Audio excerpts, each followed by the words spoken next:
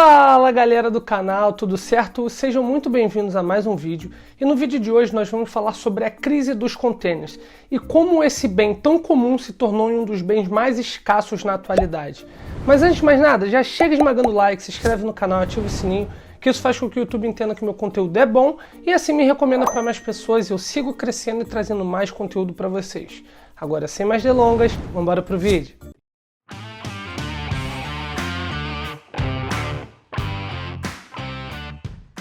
Já é sabido que com a pandemia, diversas cadeias de recursos globais foram extremamente afetadas pela retomada na economia. Em alguns momentos tivemos escassez de chips de computador, chip de celular, tivemos problema também com insumos médicos na época da vacinação aqui na Europa e também tivemos até problema com o milkshake do McDonald's, para você ver o quanto que foi afetado. Com a retomada das atividades comerciais, tudo começou a faltar ou atrasar. E caso você ainda não saiba, os containers têm uma participação especial nesse caos que está se instaurando no mundo. Quando a pandemia começou, as principais companhias marítimas simplesmente começaram a cancelar dezenas e dezenas de viagens. Isso significa que as caixas vazias não foram recolhidas antes que o setor de exportação da China se recuperasse. E como vocês bem sabem, a China é um dos principais exportadores para o mundo inteiro. E com a liberação da coisa, normalização da volta à sociedade, a demanda global por produtos de consumo como roupas e eletrônicos disparou. Como resultado, os containers se transformaram em um bem extremamente caro e escasso. Há um ano atrás, as empresas pagariam cerca de 1.920 para reservar um container de aço de 12 metros e uma rota padrão entre China e Europa, de acordo com um dado da Drewry, uma consultoria de pesquisa marítima. Agora, atualmente, as empresas estão pagando o valor de $14.000 por container, um aumento de mais de 600% no custo do material. Companhias de todos os lugares do mundo estão sofrendo demais com esse aumento. Empresas como, por exemplo, a IKEA resolveram comprar os seus próprios containers para poder cessar um pouco essa despesa gigantesca com o aluguel do produto. E com isso ela alivia algumas dores de cabeça. Mas no Brasil, por exemplo, imagina com a alta do dólar, o dólar disparando, você para comprar um container precisar despender desse valor. Então realmente começa a ficar um pouco complicado essa questão.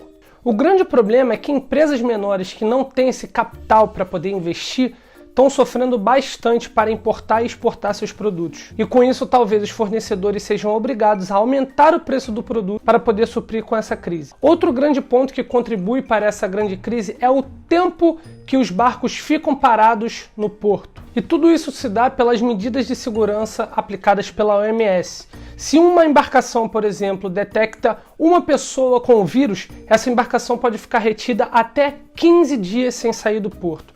Isso sem falar também com todos os imprevistos entre acidentes e atrasos. Se puxarmos na memória, recentemente tivemos um caso lá no canal do SUS que simplesmente uma embarcação ficou atracada e impediu que outras embarcações conseguissem transitar. Isso gerou um grande problema para a economia. Todos esses fatores vão tirando a capacidade de transporte, fazendo com que caiba menos espaço nas embarcações e que os containers tenham menos espaço também. Para você ter noção, o Brasil é um dos maiores exportadores de carne e algodão do mundo. Eu vou deixar um gráfico passando para que vocês possam ver o tempo que demorava entre a embarcação atracar, operar, embarcar e desembarcar todas as cargas. A média era mais ou menos de um dia e 2 horas. No Porto de Santos, linhas que eram atendidas semanalmente agora demoram mais ou menos entre 10, 11, 12, 13, 14 dias entre todo esse processo que demorava antes um dia e meio. Isso gera um grande congestionamento e um grande aumento de carga e por isso que falta espaço. E aí você deve estar se perguntando, mas e as caixas vazias? Será que as coisas daqui a pouco vão se normalizar? E aí é que vem as más notícias. Especialistas na indústria de containers ainda não têm certeza de quando os preços irão diminuir, mas eles têm certeza que isso não vai passar tão rápido, ou seja, a situação não será resolvida tão cedo. Segundo o diretor da OV Latinen, eu não sei qual é o nome, é uma empresa da Finlândia, fornecedora de container que tem sede na Finlândia, quando algo dessa magnitude é quebrado, dificilmente ele volta para o eixo de uma forma simples. E você deve estar pensando como isso pode influenciar a minha vida. E eu vou ser bem breve nessa explicação. Com escassez de produto, aumenta-se a demanda. Aumentando-se a demanda, aumenta-se o preço. Principalmente quando você ainda tem escassez do produto, então faz com que o preço aumente ainda mais do que já aumentaria normalmente. A grande treta nesse caso é que o preço do container subiu, o preço da matéria que se usa para criar o container, que é o ferro, subiu, o dólar subiu, o valor da mão de obra subiu. Logo, houve uma disparada nos preços de tudo que envolve a esfera da criação do container.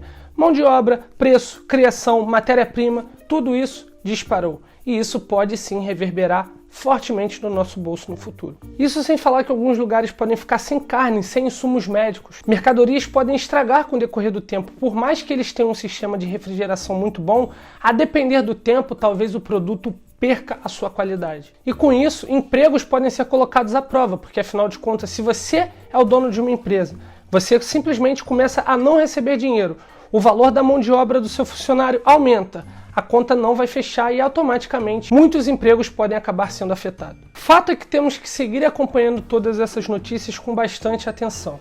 Segundo alguns especialistas do setor marítimo, acredita-se que a normalização desse problema só irá ocorrer no segundo semestre de 2022. Mas agora eu quero saber de vocês. O que vocês acham dessa situação que está acontecendo? Vocês já tinham escutado falar sobre isso? Vocês têm acompanhado essas notícias? Vocês estão otimistas? Você acredita que isso vai acabar afetando a gente aqui na Europa ou no Brasil de alguma forma? Deixa aqui nos comentários que eu quero saber a sua opinião sobre o assunto. E se você gostou desse vídeo, você já chega esmagando o like, se inscreve no canal caso você não tenha feito isso no início do vídeo, ativa o sininho se você quiser continuar acompanhando todos os vídeos que eu solto no meu canal. Eu espero que vocês fiquem bem, a gente se vê na próxima semana. Valeu, falou e fui!